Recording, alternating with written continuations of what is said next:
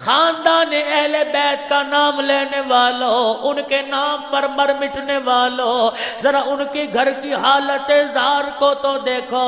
سید الانبیاء نماز پڑھا رہے، حسن و حسین کے رونے کی آواز آ گئی، اللہ کے پیغمبر نے نماز مختصر کر دی، اپنی بیٹی کا دروازہ بجا دیا۔ بیٹی کیا بات ہے، میرے نواسے روتے کیوں ہیں، میرے نواسوں کو کیوں رلا رہی ہو؟ کہنے لگی ابا جان میں نے نہ رلایا، 6 دن کے فاقے نے حسن و حسین کی یہ صورت کر دی۔ امام الانبیاء گھر تشریف لے آئے، اندر آ کے بیٹھ گئے، فرمایا لا میرا حسن میری گود میں دے دے۔ سیدہ نے حضرت حسن کو گود میں دے دیا۔ رحمت والے نبی نے نبوت والی زبان نکالی، حضرت حسن کے منہ میں دے دی، ایسے جیسے ماں کی چھاتی کی ساتھ لگ کے بچہ چوسے کرتا ہے، حضرت حسن ایسے زبان چوس رہے ہیں۔ کافی دیر تک جب سے راب ہو گئے، آپ علیہ الصلوۃ والسلام نے زبان مبارک نکال لی، پھر حضرت حسین کو گودی میں اٹھا لیا۔ واہ حسین، نبی کی گود میں کھیلنے والا، نبی کی زلفوں سے کھیلنے والا، نبی کی پشت پہ سواری کرنے والا، واہ تیرا کیا مقام ہے۔ لیکن مقام اپنی جگہ، دین اسلام کی سربلندی کے لیے حسین تو کیا بلکہ سارے خاندان کی قربانی دے دی۔ حضرت حسین رضی اللہ تعالیٰ عنہ نے زبان چوسی، بار بار چوستے رہے، شراب ہو گئے۔ سیدہ کہتی ہیں رحمت والے نبی اپنی زبان چسا کے آ گئے، تو میں کیا بتاؤں، 6 مہینے تک مجھے حسنین کریمین کے منہ سے نبوت کی خوشبو آیا کرتی تھی۔ اندازہ لگا سیدہ فاطمہ الزہرا رضی اللہ تعالی عنہا کا گھر کا کیا عالم ہے۔ بیٹھی ہے، عید کا دن ہے، ننھے شہزادے آ گئے، زار و قطار رو رہے ہیں، اما جان آج کیا بنی؟ مدینے کے ہر یتیم نے نیا کپڑا پہنا، مدینے کے ہر مسکین کے پاس نیا جوڑا۔ او میری اما جان، آج ہمارے ابا نے نیا جوڑا لا کے نہ دیا، آج ہمارے پاس نیا کپڑا کوئی نہیں۔ مدینے کے لوگ دیکھیں گے، یتیم دیکھیں گے، مدینے کے مسکین دیکھیں گے، کہیں گے جنت کے شہزادے ہیں، لیکن عید کے دن کے لیے پہننے کے لیے نیا جوڑا کوئی نہیں۔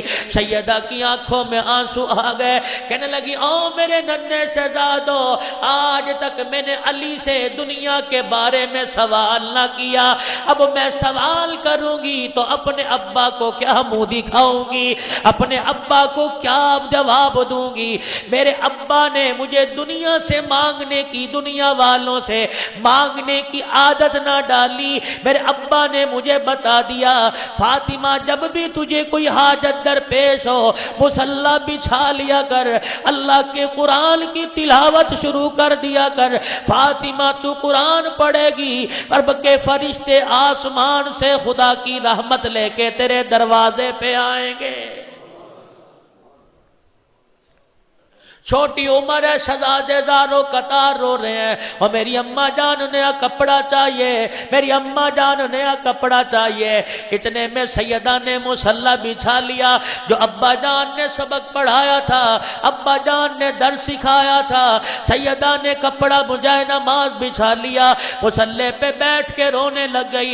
الہ العالمین، یہ جنت کے شہزادے، پروردگار عالم تیرے نبی کے نواسے، الہ العالمین جن کی رگوں میں علی المرتضی کا خون ہے، میں فاطمہ الزہرا کے بچڑے، اللہ کریم آج تک ان کی تیرے نبی نے نہ موڑی، میں کون ہوتی ہوں ان کی موڑنے والی؟ الہ العالمین ان کے پاس نیا جوڑا کوئی نہیں، پروردگار عالم یہ نیا کپڑا مانگتے ہیں۔